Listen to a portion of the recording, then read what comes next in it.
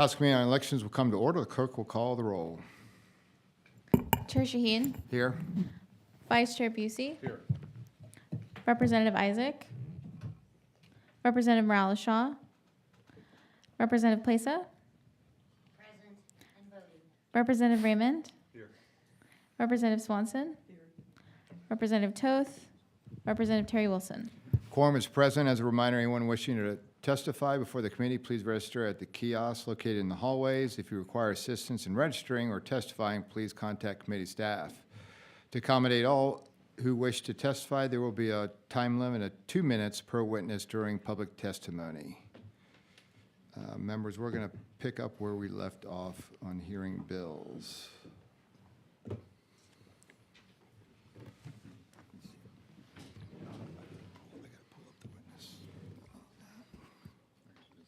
Oh, you got yours?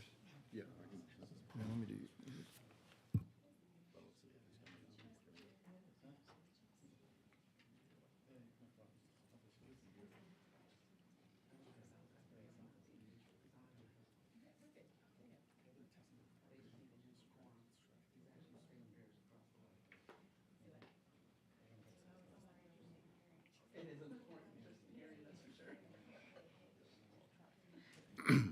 All right. The chair lays out Senate Bill 1470 and recognizes Chairman Shaheen to explain the bill. Thank you, Vice Chair Busey and members of the committee. SB 1470 strengthens the accuracy of Texas voter rolls by authorizing the Secretary of State to receive driver's license data from the Department of Public Safety when a Texas resident moves and obtains a new driver's license in another state. Currently, maintaining accurate voter rolls across state lines can be challenging. SB 1470 will help prevent duplicate registrations and improve voter list maintenance without imposing any new burdens on individuals or agencies. Mr. Chairman, I'm happy to answer any questions and reserve my right to close. Hey, Mr. Chairman, real quick, the chair recognizes that Representative Isaac is present. Members, any questions? Thank you, Mr. Chairman. Thank you, sir.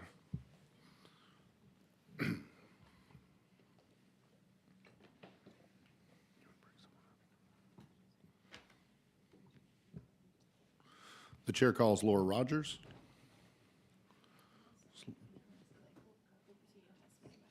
Oh, okay. All right, we're going to proceed to testimony. And yeah.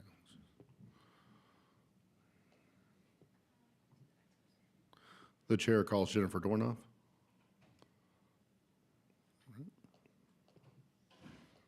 Chair calls Linda Zinkowitz. Close. I know I have one of those names. You are Linda Zinkowitz, CEO, Fight Voter Fraud, and you are for the bill. Is that correct? That is correct, sir. You may begin. Okay, thank you so much for letting me testify here. Just right off the bat, yes, we endorse this bill. However, we're aware that DPS and Secretary of State's already does more than this bill authorizes, but we should do even more. We'd like to offer several suggestions to enhance this bill. We recommend the bill include real estate data to verify actual addresses. Some data is publicly available and others are private, like MLS. We also recommend it include the authority to utilize the NCOA, which is the National Change of Address.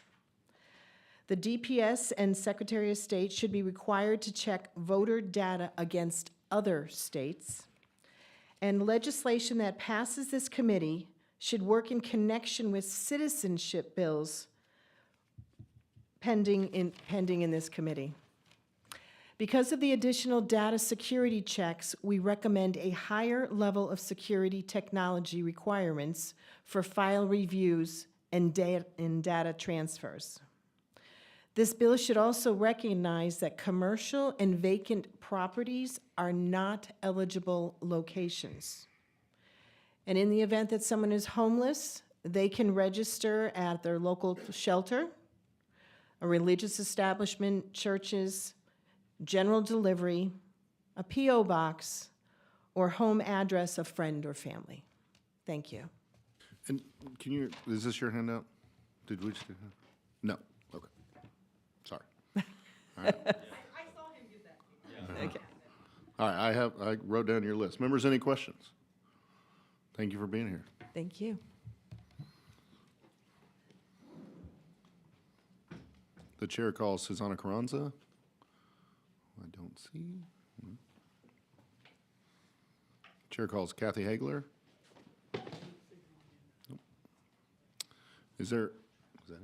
Is there anyone else who wishes to testify on, for, or against Senate Bill 1470? Yes. Yep. The chair calls Christina Adkins. You are Christina Adkins with the Texas Secretary of State, and you are neutral on the bill. Is that correct? Yes, sir, that's correct. You may begin. Hey, The I chair- just had just one question, really. This stuff that's in this bill, SB 1470, this looks like stuff that was actually being done by Eric. Is that true? That's correct, yes. But didn't we just leave Eric? We did, and So why are we now implementing a bill like this that literally did something that we just left, a system that was doing it already? so since we are no longer participating in ERIC, we're no longer a member of that program, our office has been looking for alternative data sources that can replicate the same data that we were getting from ERIC. And this actually what's outlined here in SB 1470. Prior to this bill, we were already discussing and actually working on this with DPS, because this information that DPS would be providing us is more or less the same information that was provided to ERIC that was then coming to us. So instead of getting it from a third party, we're getting it directly from DPS now. Okay. Thanks. Members, any other questions? Thank you. Is there anyone else that wishes to testify on, for, or against Senate Bill 1470? Seeing none, the chair recognizes Chair Shaheen to close. Thank you, Mr. Chairman. I close. Members, any questions? Can we have a floor amendment that calls this the Texas Eric when we? Only if Misplaced offers it. Thank you, Mr. Chairman. Thank you, sir.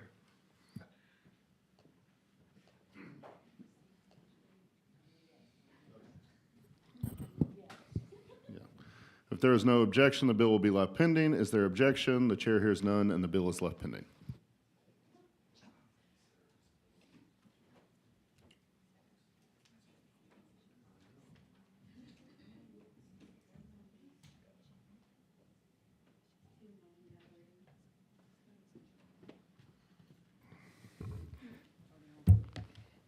Chair lays out House Bill 4309, recognizes Chair Busey to explain the bill.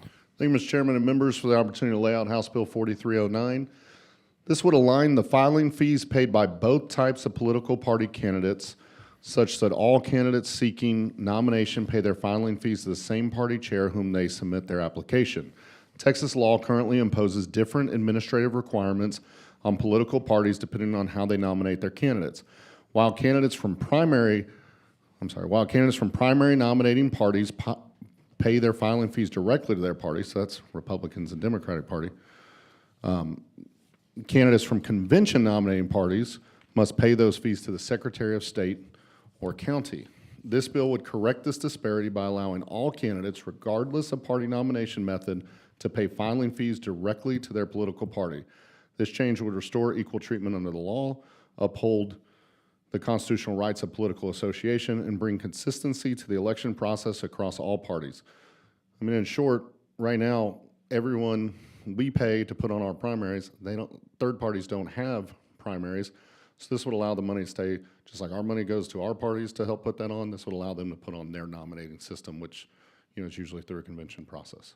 I think it's a way to be equitable and to not have us picking sides when it comes to political involvement from political parties. So if there's any other questions, I'd be happy to answer. I know we have some passionate witnesses that want to talk about this, so I don't want to add any more unless there's any questions. Members, any questions? Thank you, Mr. Chairman. I request the right to close. Chair recognizes Ms. Swanson. Nope. Yep.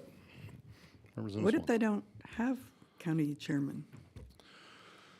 Well, Yeah, I honestly think if they don't have an established party in a county, they wouldn't be able to put this on. I mean, my gut is whoever wants to run would probably become that person. I know just even as a Democrat in some of these small counties or Republican in some of these other counties, sometimes we find out if you want to run, then you become the person. But I would like us to bring up the resource witness maybe for the technicality of that. But I think if there's not a county party, then you can't do it unless there's an exception in the law to do something with the state party. And I think we have some of that, but I think I'd need to rely on our resource witness. Another concern I have is that there's no accountability, as far as I understand it, to make sure the money gets paid. So if the third parties just wink, wink and don't require the funds, whereas in the Republican and the Democrat parties, it has to be sent in to the Secretary of State, so we know the money gets paid. Well, but it also goes locally and helps gets put on the primary, and so we're saying help put on the third party's option for nominating process. But it doesn't ever go to the Secretary of State, right? So there's no accountability. I'm sure we could come up with a mechanism for verification if that would help find a compromise to get the support of this bill. I think, and we can again ask Secretary of State as a resource witness, but I believe, like, if you can't file locally, there are some options to file with your state party, but I would have to get clarification of that for Democrats and Republicans right now, and probably for all parties. To your first question. Secondly, I mean, I just feel like this money is used to put on our primaries. When third parties play, it just goes to the general fund, even though they still have to put on a nominating process. I think there's a way to be more equitable is to keep the money there to help them put on their process the way we use our money to put on ours, or you use yours to put on yours. I do appreciate your thinking and your motivation. I'm just concerned that there won't be any fee paid at all. And I know in the past, I think you've had legislation, I know we've discussed legislation about fees for third parties, so I'm happy to work with you to make sure, you know, this bill is about equity, so if we wanted to make sure there's some oversight of that, I'd be happy to work with you with that. I just think we want to make sure that we're not getting treated, the Republican and Democratic parties aren't getting treated differently inherently when it comes to the money going back to the process that the third parties are not getting. And so accountability and oversight, I'm happy to work with you on an amendment for something like that. Okay. And also, if you would, I'd love for you to ask the Secretary of State about that kind of accountability. Okay. Because my understanding is, you know, very often people just, you know, the smaller conventions are people just getting together in a room, and so do they really even have, they may not have any costs. And I think we're going to maybe hear if from a they- bunch of third-party supporters of this bill, and I'd love to hear their examples of that first before I could really speak to that. Okay. I know some Democrat and Republican county parties are so small that, you know, they'll meet at the IHOP or something, and you know, across the 254 Right. 254 but counties of the state there's- of Texas. The money gets sent to Secretary of State, so it's not, your parallel's not quite working there. Well, most of this is going back into the primary to put it on for Republicans and Democrats. And they don't do that, so then they have the nominating Right, conventions. indirectly, right. I would love to work with you on whether there's any accountability or not. Absolutely. And will you Okay. please ask Secretary of State that so I don't give you false information about it? Sounds good. I'm sure you can ask her stuff too. You can sit back up here and ask her questions. Okay. Members, any other questions? So Thank you, we'll members. reserve your right to close and go to public testimony. Chair calls Kathy Hagler, representing herself. Not here. Chair calls Kevin Hale, representing the Libertarian Party of Texas, and yourself. I really was hoping to go last. Hello, sir. I show you registered as Kevin Hale. You're representing the Libertarian Party of Texas and yourself, and you're here to testify for the bill? That is correct. All right, you may proceed. Thank you, sir. Thank you very much, Chairman, for hearing us today, and Vice Chairman for filing the bill. Over the last 3 cycles, I have paid this filing fee to the Secretary of State's office. That money was deposited into the general fund. However, we didn't get anybody back for our conventions. So how is this not a participatory poll tax imposed on convention party candidates? Now, I've taken it upon myself to protest this tax. I pay my fees in $1 bills. To give you an idea, the filing fee for the U.S. Congress in this state is $3,125. It takes me about 4 months to raise that kind of money. And I start in August to do this because you have to pay the filing fee in December. And it's a darn good thing that my birthday is in August because that's a good reason for people to give me money. The first time I did this, pay the Secretary of State in ones, they had 2 staffers there. It took them 1 hour and 10 minutes to count the money. Now, the second time I did this, the Secretary's office had only 1 staffer, and it took that poor lady 2 hours and 45 minutes to count my money. Imagine if I convince every convention party candidate across the state to do the same thing. Twice in our U.S. Constitution, it addresses equal protection and treatment in the 14th Amendment and the 24th Amendment. Now, I understand that the 24th Amendment is talking about voting, but it says that that Congress shall not, that you cannot abridge, the United States cannot abridge my right to vote by failure to pay a poll tax or any other tax. We had several candidates get knocked off the ballot for not paying this poll tax or other tax. So we've been damaged by this. Now, I understand that this amendment's talking about voting, but it does say or other tax. My problem in Texas is, which I'm happy to believe right now, was a Bob Ross moment in the legislature a few cycles ago and how they administrated these fees. And we're coming back now to fix this unfortunate little accident. This bill in front of us now is the constitutional right thing to do to fix this issue. The honorable thing to do would be to add a committee substitute that makes those of us who paid this poll tax a refund. And if the Secretary of State wishes to return my $9,375 in ones, I would simply reply, touche. I'll take any questions. Thank you so very much, members. Ms. Plessa? I just want to thank you so much for your passion and for your work on this bill. I am the first Democrat to represent Collin County in 30 years in this body. And let me tell you, it was really hard. Yes. Because I, have a very small county party in Collin County, but we're growing. Yes. So I just want you to just know that your voice does matter and that your passion is commendable. And thank you for always showing up and testifying on all these bills, whether they pertain to the Libertarian Party, Democrats, or Republicans. I'm just really grateful for your activism. I appreciate that. Thank you. I'd like to say a couple things. I was expecting a different question, but I'd like to tell you I have 3 things on my mind right now. I have a want, I have an expectation, and I have a hope.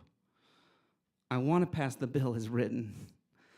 I expect that it will only pass this committee with a substitute that stipulates that funds be used for nominating convention. And I think that's fair because that's exactly what we're trying to do. Use our funds from our candidates for their nominations. We are not getting subsidized by taxpayers to put on these conventions. I'm asking for so that's my expectation. My hope with the committee substitute that includes a refund, that would send a message to the rest of the House, the Senate, and the governor that this committee was trying to make right a wrong. Now, I've been in sales for 35 years before Trump and Hillary forced me into politics. My first year in sales, I learned a very valuable lesson, is that you never make the sales you don't ask for. Now, I'm asking today for the refund, not for me, it's for my donors. Every one of you I know has a donor like my donor, Christina Zavala, out of Grand Prairie. She's a single mom of 2 kids. Over the last 6 years, I've seen her put them through high school and now put them in college. And she would give me a donation at the end of every month of $15. And I know in my heart, that was the last $15 she had in her budget. I've only met her once at a state convention, but all 3 of my campaigns, You can find her on the FEC reports, $15 a month, $15 a month, $15 a month. I need that money back for her. She wanted me to spend that money on a campaign for Congress, not on a poll tax. I'll stop there. Thanks. Members, any other questions? Thank you, sir, very much for being here. Chair calls Garish Altakar, representing himself. He left, okay. Chair calls Daniel McCarthy with LP Texas and himself. He's not here? Okay. Chair calls Michelle Wigington, representing herself.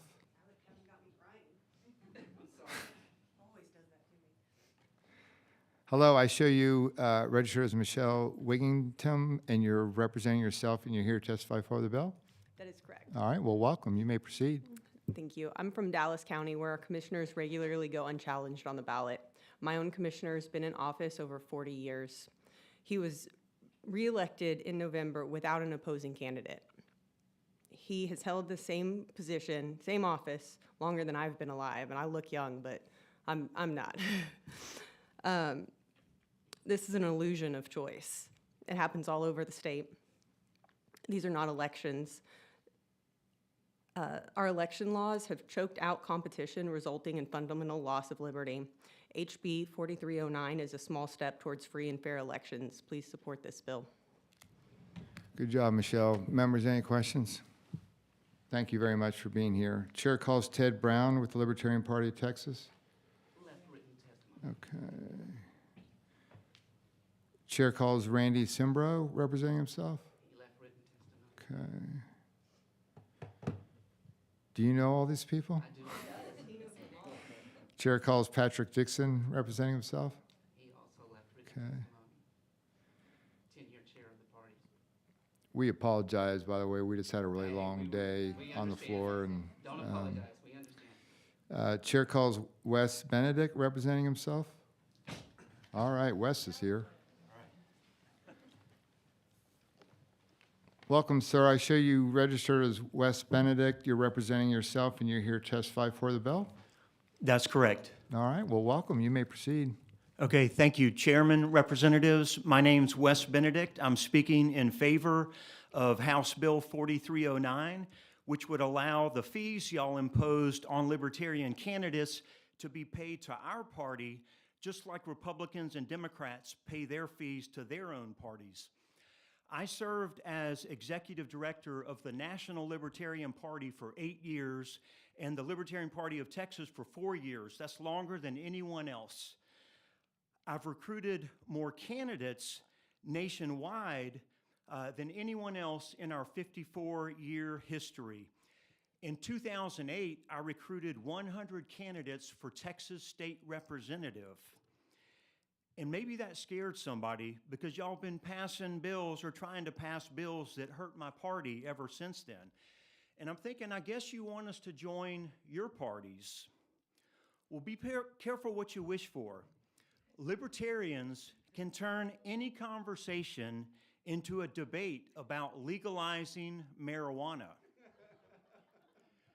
I live in a Republican county, in a Republican state, in a Republican nation, and my taxes are way too high. I'm against tariffs, I'm for gay marriage, and I'm for amnesty for illegal immigrants. I'm always for freedom for everyone.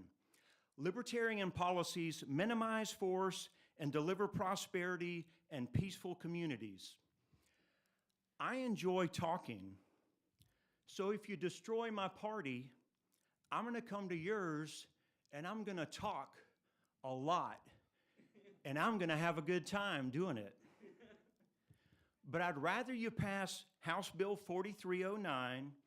It'll make things a bit more fair and let me focus on building my party instead of crashing your parties and taking them over and trying to turn them into my party. Now, I voted for Representative John Busey. I'm from Williamson County.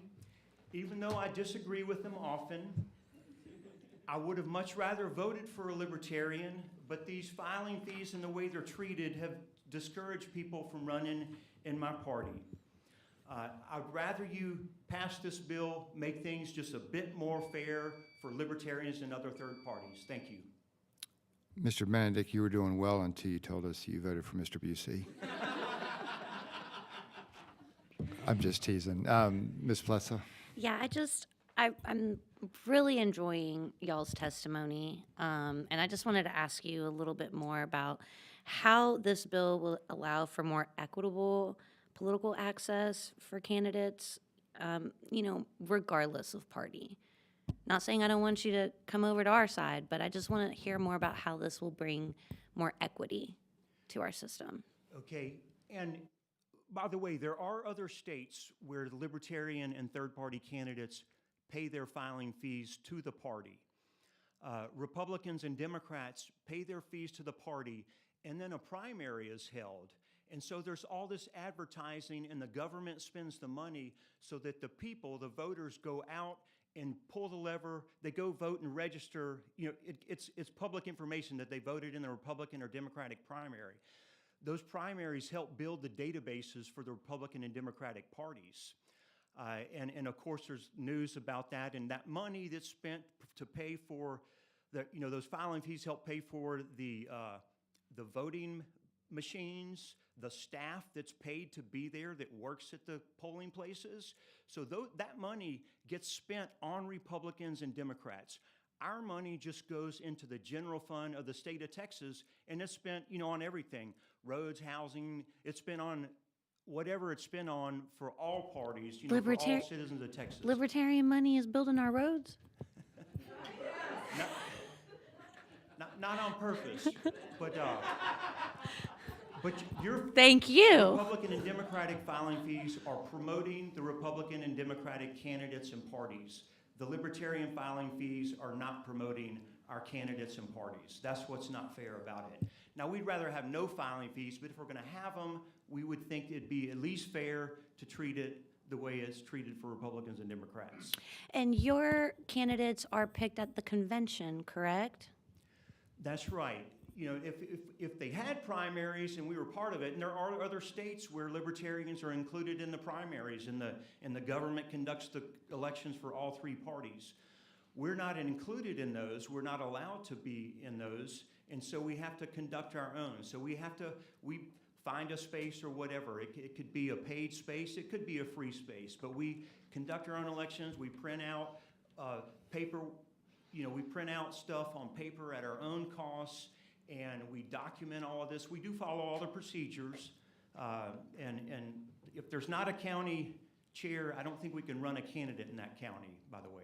Well, I think this is a very valid bill, and I think the intent is really, really good. I mean, when I ran for office in 2022, I personally knocked 10,000 doors myself. Not my campaign. My campaign in total knocked 64,000 doors. So with those 10,000 doors, when I was talking to voters, knocking on their doors, and I said, hey, I'm your Democratic nominee for this seat, a lot of people said, well, I'm not really a Democrat. I might be an independent, but, there's not an independent party in Texas. Or they'd say, well, I'm not really a Democrat. I'm really a libertarian, but there really isn't anybody for me kind of to vote for. So I definitely see the validity of this bill and why it's necessary and needed. So thank you for coming and spending your evening with us and your testimony. Thank you. Members, any other questions? Ms. Swanson? Explain to us how it works as far as state, you have local conventions by what, senatorial district or state rep, how do you decide on your local ones before you go to state, and who gets nominated at each type of convention? Okay, so the same day that Republicans and Democrats have precinct convention, actually, I can't remember if it's for sure the same day, but there's a day that prescribed where third parties have precinct conventions. And so you go to a precinct convention and you have often it could be one person, or maybe there's none from that precinct, a voting precinct. From there, you select delegates. You have to be there to be chosen as a delegate. Those delegates then go to the county conventions, which is similar to Republican and Democratic county conventions. So at the county conventions, you nominate candidates like for county commissioner, county judge, and other offices like that. Separately, at the same time, there can be state representative, like if a state representative district is wholly within a county, I think they happen at the same time, but it's still just those people vote on who their candidate for state rep You would be think? from I that district. thought you were the head of the state party. What's that? Oh, wait a minute. Why don't you know? Why do you just think? You're head of the national party? I was Former head executive of it. director of the Libertarian Party of Texas for 4 years. Okay, and, so you um, think maybe at these county conventions, if it's if the state rep district is totally in the county, that maybe they may nominate their person there? So the exact rules are in the election code, and I have written them up many times, and I've sent emails about it, explaining exactly every single step of the process, and I have known it many times frontwards and backwards, and I haven't been in charge of that process in a few years, so I don't have it memorized, and so I'm reluctant to just tell you what I'm 88% sure of on the dates of those certain conventions. But in any case, I can explain the process of the conventions. They're prescribed by the date of each one. Okay, in I the have election another code. question. So if you have a county with multiple state rep districts, like Harris County has 24 state rep districts, all totally within the county, then would everybody at that county convention nominate the state rep nominees? I'm getting one nod and one shaking head, and one is looking to talk. Hold on, Okay, hold yeah, on. they're not, So- y'all can't talk wait, hold on. anyway. Wait, Ms. Swanson, I just need so- Ms. Swanson? yes. I need to just make sure people understand. Oh, the okay, quorum and yes, everything. go ahead. So during witness testimony, let's just limit the witness on the stand as far as the dialogue. I promise you, you will all have an opportunity to come before the committee, and we'd love to hear from you. But if y'all would just work with us and just limit the dialogue with the witness, that would be great. I'm sorry, Ms. Swanson, please go ahead. So I would say I cannot remember if it's only the people from that state representative district that get to vote on who that candidate is, or if it's the entire county of delegates that show up. I cannot remember for certain. I did used to know it quite well, and there's probably people following me that know the right answer to that question.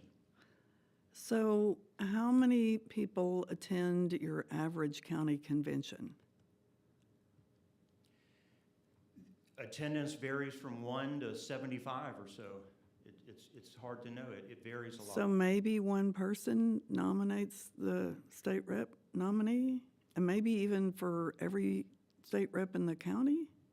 It doesn't happen for every state rep. It has happened where it's not where they nominate themselves, but like where two show up and one nominates the other. That has happened. And there may be cases where one has nominated themselves. I don't remember for sure on that. So it doesn't really sound like there are any expenses involved here. So I'm trying to figure out what the money would go for. Well, if there's not expenses, we would appreciate not being charged filing fees to run for office, but there can be expenses. And if you were to mandate that these fees be paid and used on convention expenses, we would have more expensive conventions. They would be fun. Okay, so I'm still like Just like shocked that one Republicans and person Democrats can have show big up parties, you know, and at their maybe conventions. one person can show up and they nominate the state rep nominees for at least their district and possibly every district in the county. That's what you're telling me, right?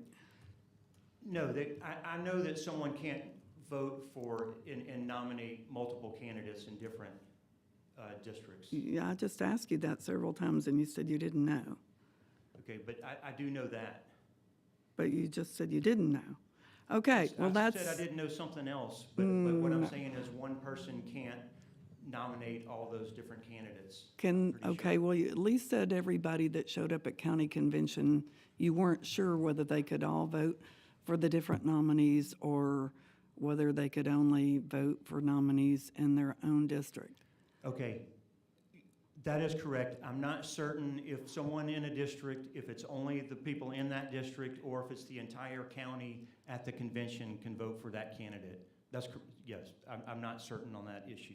Okay, all right, thank I have you. recruited candidates in many states around the country, and I often memorize the election code or parts of it temporarily, and then when I've moved on to another project in a different state or different aspect, I don't always remember what those rules were in that specific case. Okay, thank you. Thank you. Thank you, sir. Chair calls Elizabeth Miller, representing herself.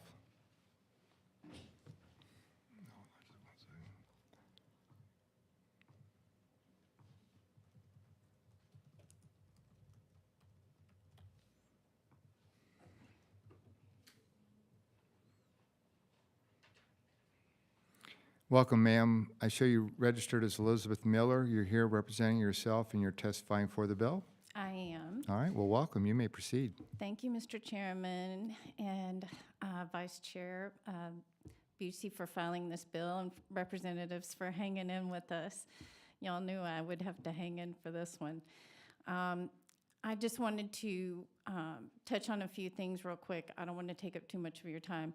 I wanted to let you know that the conversations I've had with people about this bill, I haven't found anybody that had any specific objections to it. I haven't asked any members and staff to go commit totally since it's not before them yet, because that seems rude, but I have been rude enough to sneak in the conversation a little bit. I apologize.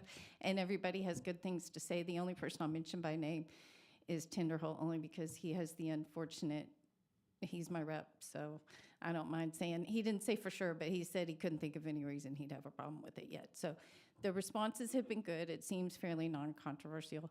It is an equal protection problem. I won't give a law lecture at this hour, but if anybody wants to have that conversation later, we can. There's a little appetizer for it. The cases that explain this filing fee problem, applying it to equal protection, are Texas cases, kind of fun. Bullock is in the name. Let's see. Oh, the other thing I wanted to mention is that Senator Hall also looks forward to voting for it. So I don't think I don't claim to know, but from what I know, I don't think you're going to find people who have problems with it. That's all. Thank you, Ms. Miller. Members, any questions? Thank you, ma'am, very much for being here. Thank you.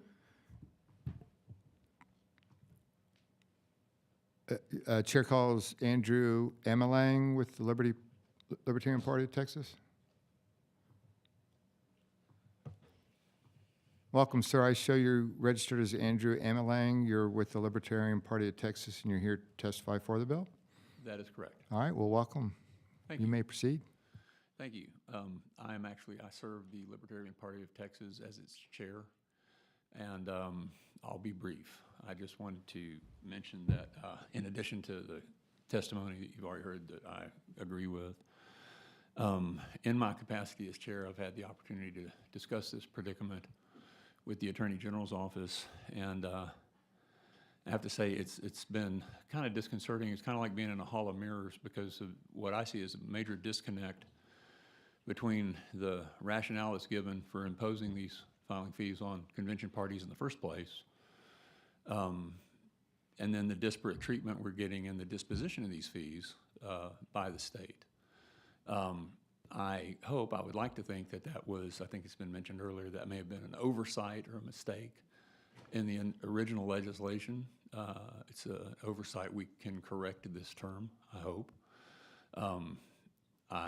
As has been mentioned before, our strong preference would be that we as convention parties that do not get the state support in our promotion of our party and in the holding of our nominating process would not be required to pay these fees. But if we are going to pay these fees, it seems to me that if we are going to be required to play the same game that the major parties play, then we should play by the same rules.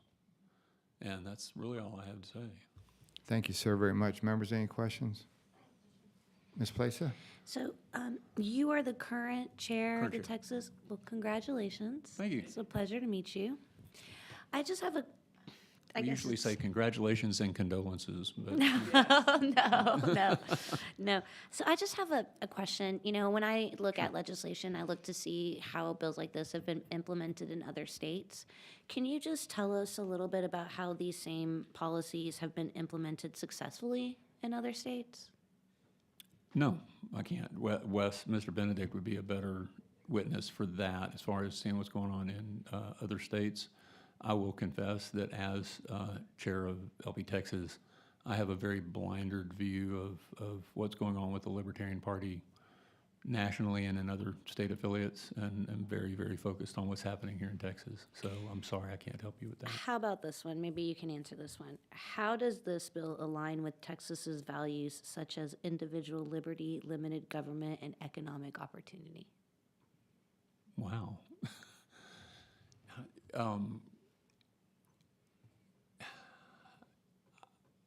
This wasn't supposed to be a SNUM question. Yeah, it seems to me that the current situation is inequitable and is costing us opportunities, and this will make the administration of this more equitable, more of a level playing field for the major and minor parties, the primary and convention nominating parties. Thank you so much for being here. Members, any other questions? Thank you, sir, very much for being here. My pleasure.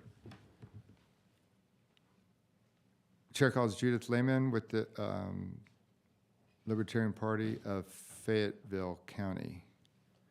You're chair of the Libertarian Party of Fayette County. Yes, sir.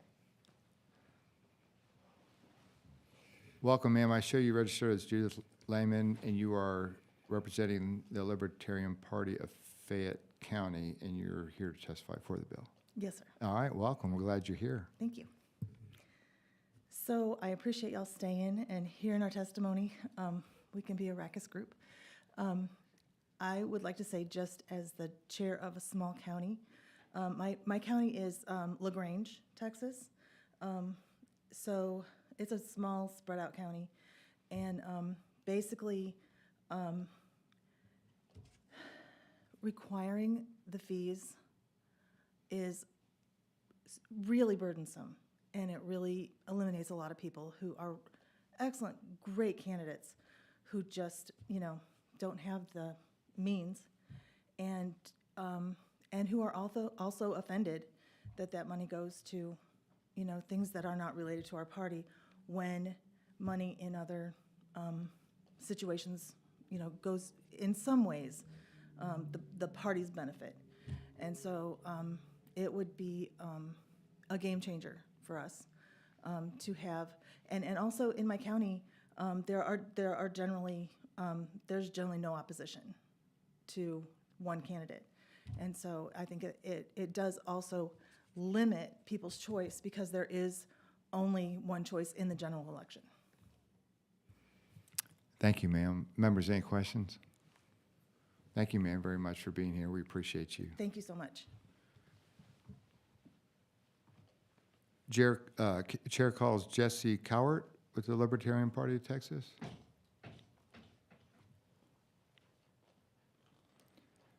Hello, ma'am. I show you registered as Jesse Cowart. You're representing the Libertarian Party of Texas, and you're here to testify for the bill? Yes, sir. All right, well, welcome. You may proceed. Thank you, Mr. Chair, and thank you, committee. My name is Jessie Coward. I'm the vice chair of the Libertarian Party of Texas, and I'm also the chair of Libertarian Party of Montgomery County. So unfortunately, Mr. Toth isn't here. I'm one of his constituents.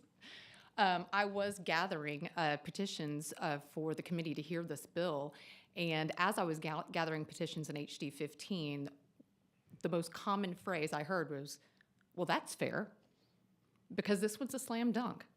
If the Republicans and Democrats, our primary parties, pay their fees directly to their county or state parties, it should be the same thing for convention parties. Right now, we pay it into the Secretary of State and to what we call the black hole. So it goes into the general fund, and best that we can figure, that goes to pay for primaries, which are already costing taxpayers $18 million per election, and none of that money comes back to us to fund our conventions. And respectfully, how much our conventions cost is kind of irrelevant. I don't think that's really germane to the issue, but I can assure you, Representative Swanson, that our state convention that has hundreds of delegates and costs tens of thousands, $100,000, that is not free. So while maybe our lower level conventions, maybe precinct or like rural county conventions, maybe we're able to get a donated room or, like a free, a free room in the, a restaurant, like a private room or something like that. That's kind of irrelevant because we do still have to put on a state convention where we're nominating all of our state level candidates and things like that every 2 years, or nominating our delegates to our national convention, everything. Those things cost money, I assure you. And Ms. Prather, who will be testifying here in a moment, will give you a sneak peek into that. But there's been much ado about election integrity over the last couple of cycles. And I just feel like if we're going to talk about election integrity and leveling the playing field, we need to really level it. And let's make it the same way for convention parties as it is for the primary parties. There's no funny business in this bill. It's straightforward. And I'd be happy to answer any questions that you have about our convention process. Thank you, ma'am, very much. Members, any questions? Thank you, ma'am, very much for being here. Chair calls Jenny Moore, representing Washington County Libertarians. Hello, ma'am. Hello. Ma'am, I show you registered as Jenny Moore, and you're representing Washington County Libertarians, and you're here to testify for the bill. I am. All right, well, welcome. You may proceed. Thank you. Thank you for having me. And I'm going to keep this really, really brief. I'm honored to be a part of this group of people, and they've said some amazing things. So ditto on all that, and please vote yes. I'm done. That is a very good job testifying, by the way. Thank Members, you. any Thank questions? you. Am I good? Okay. Yes, ma'am. Thank you for being here. Chair calls Anastasia Wilford, representing herself. Welcome. We show you registered as Anastasia Wilford. You're here representing yourself, and you're testifying for the bill? Yes, I am. All right, well, welcome. You may proceed. I'm a little disappointed that Representative Swanson has walked out because I have answers to several of her questions.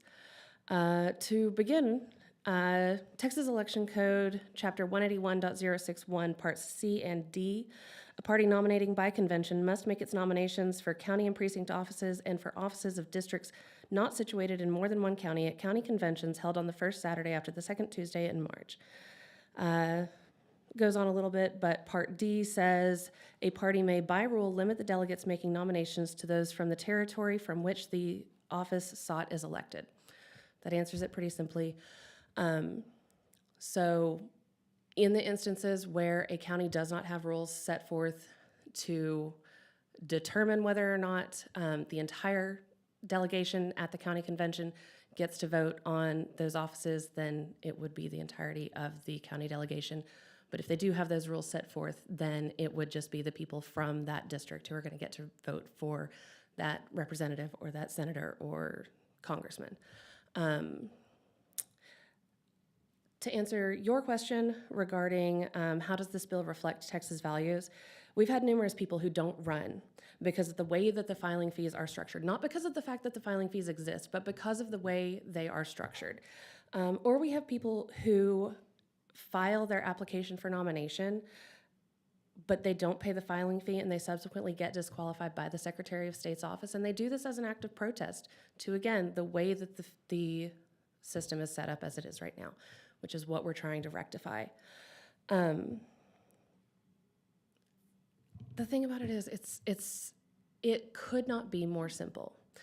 Back in 2018, whenever the filing fees were first initiated, we were told that this was intended to level the playing field. We were told to get in the game or get the hell out.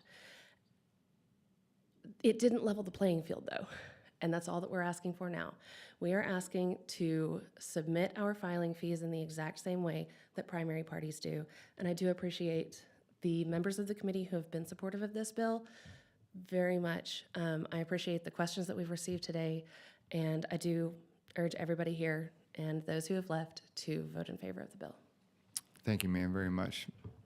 Mr. President, I do want to comment, there are several other committees that are going on, so when you see members that are leaving that aren't here. They're more likely, we have a couple members I know that are in state affairs and others that are laying bills up, so. The timing was wanted just unfortunate. A lot of activity in the Capitol right now. A lot of the committees yesterday didn't end until after midnight, so. Yes. Ms. Plessa. Yeah, we only have 33 days left in session, so Yes. not a lot of time to do a lot of damage. So I do have a question. Okay. And this is, I really don't know. So like when I ran for office, I had the option of paying my fee or getting signatures.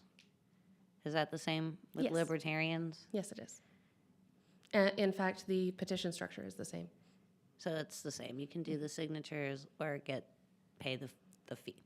Okay, that's all I wanted to know. Okay, thank you. Thank you, ma'am, very much for being here.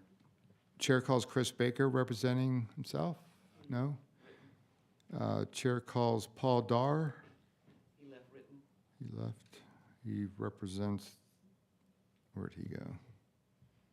He's our vice chair of the Libertarian National Party. Representing the Libertarian Party and himself, okay. Chair calls Kate Prather, representing the Libertarian LP Texas Rep and Hopkins County's Chair and yourself. All right, I'm going to run through that one more time, Ms. Prather. I show you registered as Kate Prather, and you are representing, it says LP Texas Rep and Hopkins County Chair and self, and you are testifying for the bill. Did I say all that correctly? That is correct, and I'm actually going to expand on that as well, so. Okay, but what I said was Yes, that's correct. accurately how you register, Yes, right? sir. We have to be a little nitpicky, so we I don't have totally any get problems. it. Well, we are glad you're here, and you may proceed. Thank you. Thank you for having me, committee members, Absolutely. Mr. Chair, appreciate it. My name is Kate Prather. I am the Senate District 1 representative for the State Libertarian Executive Committee. I'm also the county chair of Hopkins County. I have been the former two-term treasurer of the state party.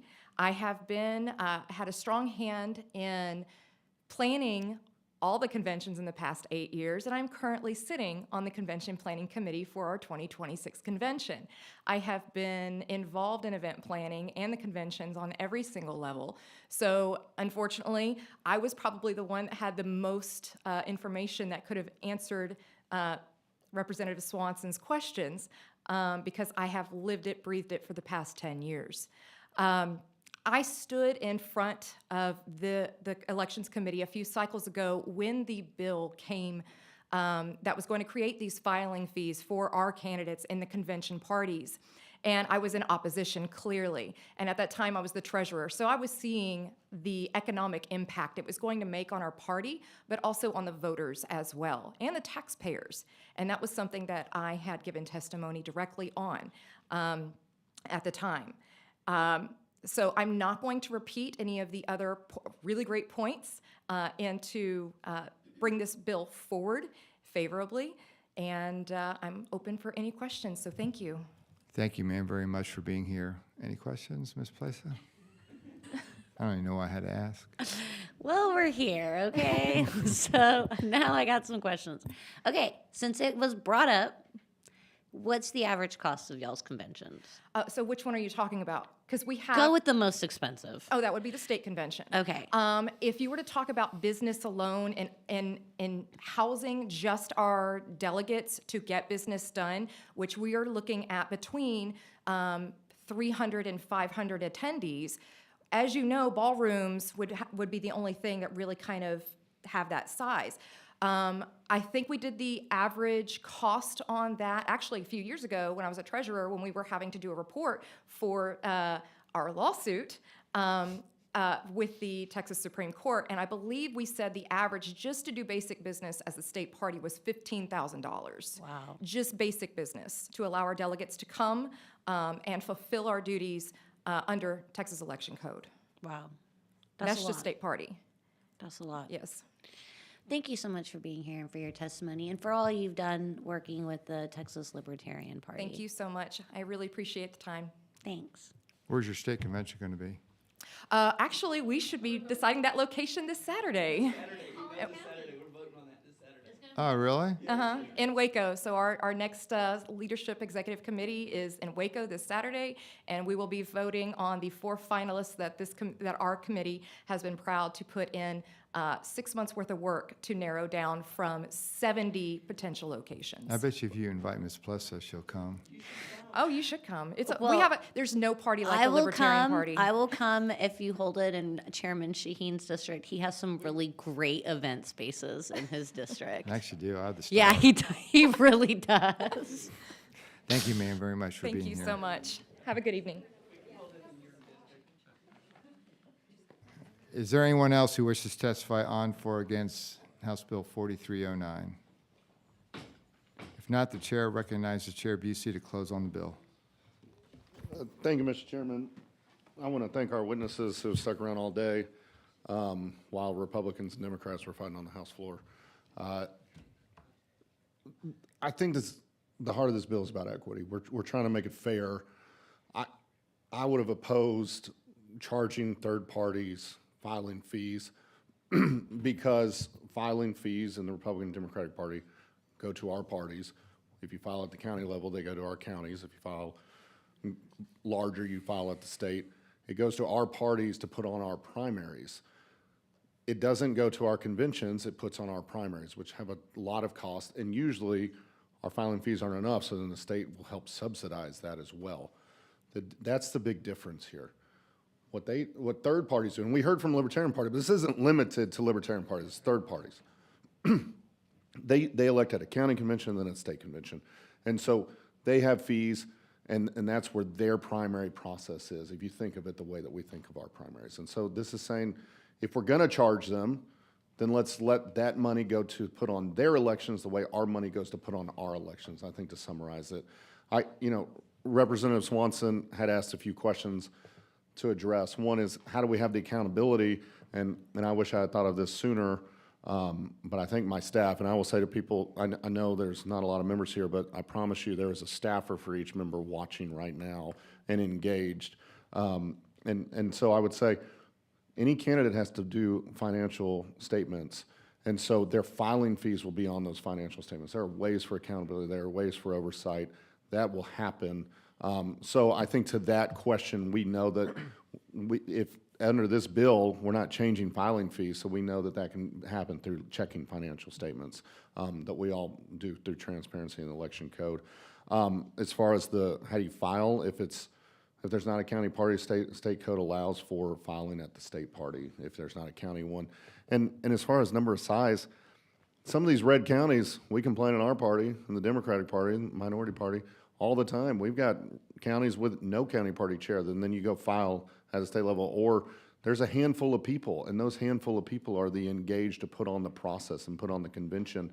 And now, obviously, the primary is different, and people go and vote locally for Democrat and Republican, but this is a simulated way that they do it at the county level. And I think what we need to do as people that represent, we don't have any third parties in the Texas House or the Texas Senate, but we all represent people that are in third parties. I've had 4 of my 5 elections, a Libertarian run against me, not this last time. I appreciate any support I've earned. But at the heart of what we're doing here is saying it's already an uphill battle. Democrats and Republicans don't need to make the system harder for third parties. We've got a big advantage.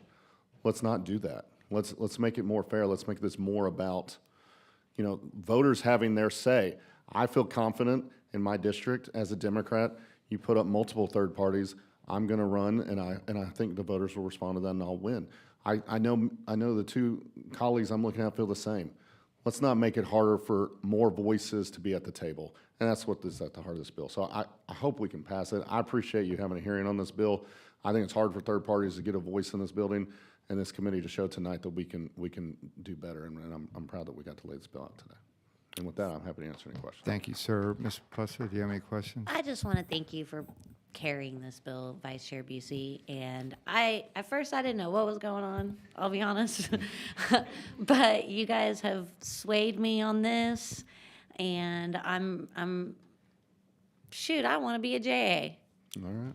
So I and want to Chairman help Shaheen you. will get it done. I want to help you That make might sure tank that the we bill. bring equity to our state parties. So thank you so much for carrying this bill, Vice Chair. Thank y'all, and thank you for hearing it. Thank you, Mr. Chairman.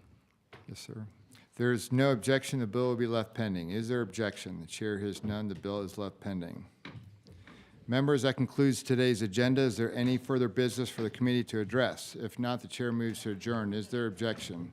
Hearing none, the House Committee on Elections stands adjourned, subject to the call of the chair.